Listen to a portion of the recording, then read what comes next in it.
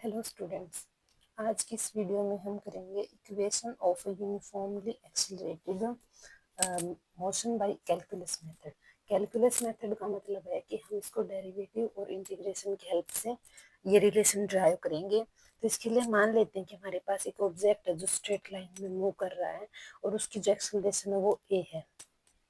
जो वेलोसिटी है वो स्टार्टिंग में यानी कि जो इनिशियल वेलोसिटी है वो यू हो जाती है at time t is equal to 0 और जो v है वो हो जाती है final velocity at time t is equal to t। तो इसके लिए सबसे पहले हम ड्राइव करेंगे वेलोसिटी टाइम रिलेशन को। जैसा कि हमने पढ़ा हुआ है कि जो हमारी एक्सेलरेशन होती है वो होगी change in velocity with respect to change in time. जैसे हमारे पास स्पीड, वेलोसिटी और एक्सेलरेशन ये तीन चीजें होती हैं। जब चेंज इन डिस्टेंस या displacement with respect to time होगा तो वो स्पीड होगी। फिर change in speed with respect to change in time हमारे पास वेलोसिटी होगी।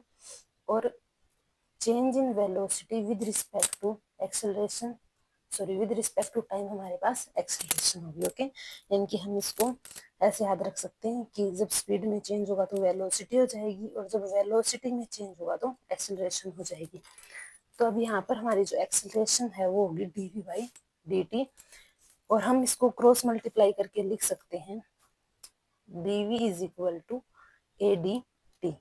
अब हम दोनों तरफ इंटीग्रेशन कर देंगे इस इक्वेशन को, तो हम लिख देंगे integrating on both side. Okay, यहाँ पर जो टाइम है वो हमारा जब इनिशियल वेलोसिटी थी तो टाइम 0 है और जब फाइनल वेलोसिटी थी तो टाइम t है।